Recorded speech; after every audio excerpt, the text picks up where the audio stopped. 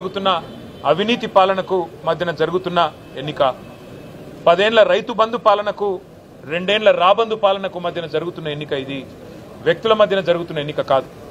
మేము Jubilee hills నియోజకవర్గ ప్రజలకు కూడా మాగంటి సునీతా గోపీనాథ్ గారిని గెలిపించాలని అభ్యర్థిస్తూ వారి గెలుపు వల్ల మీకు రాబోయేది ఏంటిది అంటే కాంగ్రెస్ ఇచ్చిన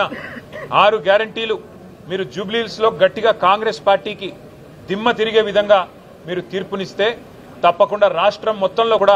పేదలకు న్యాయం జరుగుతుంది పేదలకు లాభం జరుగుతుంది 1,67,00,000 మంది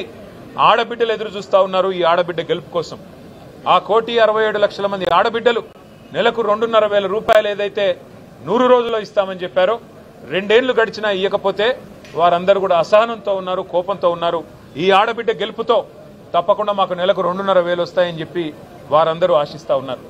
వయసు మళ్లిన పెద్దలు నెలకు 4,000 రూపాయలు వస్తాయని చెప్పి కాంగ్రెస్ పార్టీ ఇచ్చిన గ్యారంటీ కార్డును చూసి మోసపోయిన వారు ఈరోజు ఆశిస్తా ఉన్నారు మాకు 4,000 పెన్షన్ రావాలి అంటే మాగంటి సునీతా గోపీనాథ్ గెలవాలి కేసీఆర్ గారు మళ్ళీ రావాలి అని చెప్పి వారు కోరుకుంటా ఉన్నారు అట్లాగే 2 లక్షల ఉద్యోగాలు అని చెప్పి మోసపోయిన మా తమ్ముళ్ళు మా చెల్లెలు కోరుకుంటా ఉన్నారు ఇవాళ మన అభ్యర్థి మాగంటి సునీతా గోపీనాథ్ గారి గెలుపుతో కాంగ్రెస్ కు కనువిప్పు కలుగుతుంది కాంగ్రెస్ కు చెంపపెట్టు లాంటి తీర్పునిస్తేనే ఆ 2 లక్షల ఉద్యోగాలు మాకొస్తాయని చెప్పి మా తమ్ముళ్ళు చెల్లెళ్ళు భావిస్తా ఉన్నారు ఆటో అన్నలు తిరగబడుతున్నారు మాకు సంక్షేమ బోర్డు అన్నారు నెలకు 1,000 రూపాయలు అన్నారు మా కడుపు మీద కొట్టారు ఈ కాంగ్రెస్ వాళ్ళని చెప్పి వాళ్ళ ఆటో అన్నలు ప్రార్థిస్తున్నారు మాగంటి సునీతా గోపీనాథ్ గెలవాలి కేసీఆర్ రావాలి మళ్ళీ మా ఆటో కార్మికులకు మంచి రోజులు రావాలని వారు బాధపడతా ఉన్నారు వాళ్ళ హైడ్రా అరాచకంతో హడలిపోతున్న హైదరాబాద్ బస్తీ వాసులు బాధపడుతున్న వాళ్ళు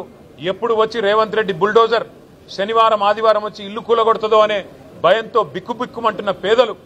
వామ్మో హైడ్రా అంటూ వామ్మో కాంగ్రెస్ అంటూ ఇవాళ మళ్ళీ మాగంటి సునీతా గోపీనాథ్ గెలవాలి గెలిస్తేనే ఈ ప్రభుత్వానికి బుద్ధి వస్తుంది ఈ అరాచకం ఆగుతుంది అని వాళ్ళు కూడా కోరుకుంటా ఉన్నారు అట్లాగే హైదరాబాద్ లో నిలిచిపోయిన కేసీఆర్ కిట్లు మూతపడుతున్న బస్తీ దవాఖానాలు ఆగుతున్న 20,000 లీటర్ల నీళ్లు ఫ్రీ వాటర్ ఆగిపోతా ఉంది ఇవాళ మళ్ళీ బిల్లులు వస్తా ఉన్నాయి ఇవన్నీ చూసిన తర్వాత హైదరాబాద్ నగర ప్రజలందరూ ఒకటే అనుకుంటా ఉన్నారు ఈ 2 ఏళ్లలో ఒక్క ఇల్లు కట్టలేదు రేవంత్ రెడ్డి ప్రభుత్వం హైదరాబాద్ లో